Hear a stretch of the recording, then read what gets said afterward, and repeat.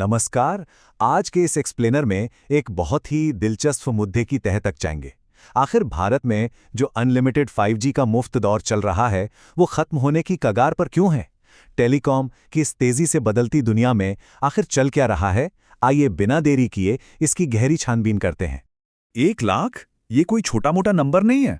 Source के अनुसार ये वो हैरान करने वाला गीगाबाइट्स का आंकड़ा है जिसका लोग आजकल सोशल मीडिया पर खुलेआम दिखावा कर रहे हैं।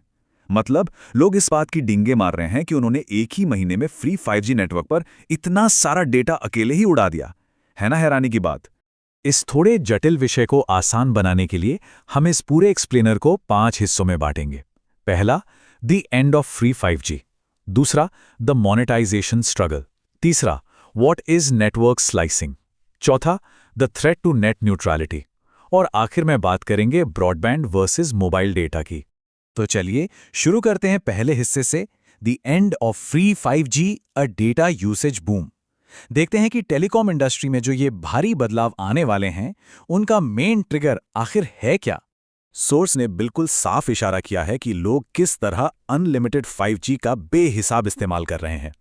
सोशल मीडिया पर पोस्ट्स भरी पड़ी हैं जहां डींगे मारी जा रही हैं कि एक महीने में 2000, 3000 या यहां तक कि 1 लाख GB डेटा तक फूंक दिया गया।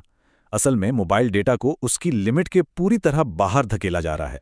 ये एक तरह से इस फ्री एक्सेस का कह सकते हैं कि गलत फायदा उठाना हो गया, और इसका असर वो तो पूरे सिस्टम पर पड़ना ही था। अब इस अत्यधिक डेटा यूज का सीधा नतीजा क्या निकला? टेलीकॉम ऑपरेटर्स, खास तौर पर जियो और एयरटेल, अब सीधे सरकार का दरवाजा खटखटाते हुए अनुमति मांग रहे हैं। किस लिए? ताकि वो एक नया रिस्ट्रिक्टेड और बिल्कुल अलग टियर लॉन्च कर सकें जिसे नाम दिया जा रहा है प्रीमियम 5G। ये इंडस्ट्री को एक बहुत बड़ा और ऐतिहासिक बदलाव साबित हो सकता है। अब आते हैं अपने दूसरे हिस्से पर, the monetization struggle, telecoms seek revenue. आइए समझते हैं कि आम यूजर्स का ये बर्ताव कैसे नेटवर्क ऑपरेटर्स के लिए एक बहुत बड़ी बिजनेस चुनौती बन गया है। देखिए, जियो, एयरटेल और वोडाफोन आइडिया जैसे ऑपरेटर्स ने फ्री 5G नेटवर्क से पैसे निकालने की बहुत कोशिशें की, अलग अलग तरीके अपनाए। उन्होंने OTT सब्सक्रिप्शन बंडल्स दिए, क्लाउड PC सर्विसेज शुरू की, जेमिनाई AI के स्पेशल ऑफर्स निकाले और न जाने कितने मिसलेनियस एड-ऑन्स ट्राई किए। पर सोर्स बताता है कि इनमें से एक भी तरीका 5G के भारी भरकम इंफ्रास्ट्रक्चर इन्वेस्टमेंट्स को वापस लाने में पूरी तरह कामयाब नहीं हो पाया। सब के सब एक तरह से फेल ही रहे। यहाँ एक बिल्कुल साफ कॉज एंड इफेक्ट यानी कारण और प्रभाव का चक्कर बनता हुआ दिखता है। जरा इस टाइमलाइन पर ध्यान दीजिए। पहले टेलीकॉम्स ने मुफ्त 5G बांटा, फिर यूजर्स ने जमकर भारी मात्रा में डेटा कंज्यूम किया। इसके बाद क्या हुआ? टेलीकॉम्स को इस बेसिक 5G से पैसे कमाने में लगातार मुश्किल आने लगी और आखिर में उन्हें मजबूर होकर इस पेड प्रीमियम 5G को लाने का प्लान बनाना पड़ा। यह पूरा चक्कर उन्हें अपना बिजनेस मॉडल हमेशा के लिए बदलने पर मजबूर कर रहा है। बढ़ते हैं तीसरे पॉइंट की तरफ, what is network slicing, the technical shift. सबसे अहम बात यह है कि हम उस टेक्नोलॉजी को समझें जो इन सभी नए प्लान्स को तकनीकी रूप से मुमकिन बना रही है। आखिर ये हो कैसे रहा है? तो एक्टिव नेटवर्क स्लाइसिंग का आसान शब्दों में मतलब है एक ही 5G नेटवर्क को वर्चुअली अलग अलग हिस्सों या लेन्स में बांट देना। इस पूरे कॉन्सेप्ट को ना एक हाईवे की लेन्स की तरह सोचिए। ये दरअसल एक इंजीनियरिंग मेथड है जो इंटरनेट ट्रैफिक को एफिशिएंटली मैनेज करने के लिए इस्तेमाल होता है। इसका असली मकसद ये तय करना होता है कि जो हाई लोड वाली सर्विसेज हैं वो दूसरी चल रही आम सर्विसेज के बीच में रुकावट ना डालें या उनकी स्पीड धीमी ना करें। इसे इस तरह देखते हैं, पूरे 5G बैंडविड्थ को अलग अलग हिस्सों यानी स्लाइसेस में काटा जाता है। एक हिस्सा एयर फाइबर के लिए दिया गया, एक मोबाइल इंटरनेट के लिए, क्लाउड गेमिंग, IoT, और अब एक नया प्रपोज्ड हिस्सा जिसे सिर्फ और सिर्फ प्रीमियम 5G यूजर्स के लिए ही रिजर्व किया जाएगा। ध्यान देने वाली बात यह है कि नेटवर्क का टावर वही एक है, पर उसके अंदर वर्चुअल अलग अलग रास्ते बना दिए गए हैं, और इस नए प्रीमियम रास्ते पर नॉर्मल प्लान वाले लोग बिल्कुल सफर नहीं कर सकेंगे।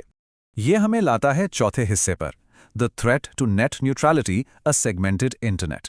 आइए अब समझते हैं कि नेटवर्क के इस बंटवारे से आम कंज्यूमर्स पर कितना गंभीर असर पड़ सकता है। या ना इस नए सिस्टम से एक बहुत ही गहरा भेदभाव पैदा होता हुआ दिख रहा है। एक तरफ होगा प्रीमियम 5G यूजर जो 800 से लेकर 2000 रुपए तक की भारी कीमत चुकाएगा और बदले में मिलेगा उसे अनलिमिटेड डेटा और पूरी बेहतरीन स्पीड। वहीं दूसरी तरफ होगा एक नॉर्मल यूजर जो शायद 300 रुपए तक का बेसिक रेट देता है, लेकिन उसकी नेटवर्क स्पीड को आर्टिफिशियल तरीके से बहुत ज़्यादा धीमा किया जा सकता है ताकि वो महंगे प्लान्स लेने के लिए आकर्षित हो। ये डिफरेंस काफ़ी बड़ा है। यहाँ असलियत में दांव पर आखिर क्या लगा है, इसे पूरी तरह समझने के लिए हमें इंटरनेट के इस कोर सिद्धांत को याद करना होगा, नेट न्यूट्रलिटी।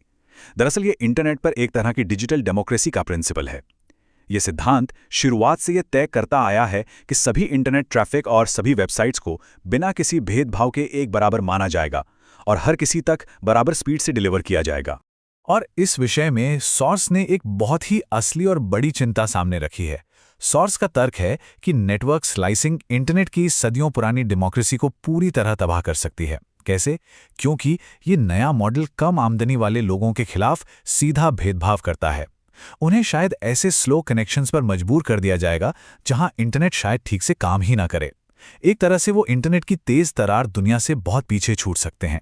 अब आते हैं पांचवें और आखिरी हिस्से पर, broadband versus mobile data, the right tool. चलिए हैवी डेटा यूज करने वालों के लिए आगे की दिशा में कुछ प्रैक्टिकल सलाह पर बात करते हैं। ये अब तक का पूरा एनालिसिस मोबाइल इंफ्रास्ट्रक्चर को समझने के तरीके पर एक बहुत ही फंडामेंटल और ज़रूरी सवाल उठाता है। सोचने वाली बात है कि सच में मोबाइल 5G नेटवर्क अनलिमिटेड और लगातार भारी डेटा इस्तेमाल करने के लिए बनाया गया था? क्या हमारे मोबाइल टावर्स सच में हज़ारों GB लगातार देने का बोझ उठाने के लिए बने हैं? ध्यान देने वाली बात यहाँ यह है कि मोबाइल 5G को आते जाते यानी ऑन द गो कनेक्टिविटी के लिए डिज़ाइन किया गया है। ये लगातार और भारी मात्रा में बड़े डाउनलोड्स के लिए बिल्कुल भी सस्टेनेबल या टिकाऊ नहीं है। जबकि दूसरी तरफ फाइबर ब्रॉडबैंड की बात करें तो इसे खास तौर पर हेवी, रिलेंटलेस और 2400 घंटे होने वाले डेटा कंजम्पशन के लिए ही तकनीकी तौर पर इंजीनियर किया गया है। सोर्स बहुत जोर देकर यह सलाह देता है कि जिन लोगों को हजारों गीगाबाइट्स डेटा उड़ाना ही है, उन्हें ब्रॉडबैंड लगवाना चाहिए। मोबाइल नेटवर्क्स को इस तरह जोर डालकर निचोड़ना ठीक नहीं। ब्रॉडबैंड ना सिर्फ सस्ता पड़ता है, बल्कि ऐसे कामों के लिए वही एकमात्र सही टूल है। खैर, फिलहाल सभी बस इस बात का इंतजार कर रहे हैं कि क्या सरकार आने वाले दिनों में इस नेटवर्क स्लाइसिंग और प्रीमियम 5G को ऑफिशियली परमिशन देती है या नहीं। अगर इसे हरी झंडी मिल गई ना, तो बेसिक प्लान्स बहुत धीमे और सीमित हो सकते हैं। और सच बताएं, वो पुराना दौर वापस आ सकता है जब व्हाट्सएप मैसेजेस आने देने के लिए बचे हुए थोड़े से MBs को बचाने के चक्कर में लोग पूरे दिन मोबाइल डेटा बंद करके रखते थे। अंत में इस गहरे और सोचने पर मजबूर कर देने वाले विचार पर गौर करना बहुत जरूरी है। अगर इंटरनेट की बेसिक ठीक-ठाक स्पीड वाली कनेक्टिविटी आने वाले समय में एक ऐसी लग्जरी बन जाती है जो सिर्फ और सिर्फ पैसे वाले ही अफोर्ड कर सकते हैं, तो ये network slicing global digital equality के भविष्य को हमेशा के लिए कैसे बदल कर रख देगी। जरा सोचिए, आज डिजिटल एक्सेसिबिलिटी का पूरा भविष्य एक बहुत ही नाजुक दौर पर तंगा हुआ नजर आ रहा है। इस एक्सप्लेनर से जुड़ने के लिए बहुत बहुत शुक्रिया।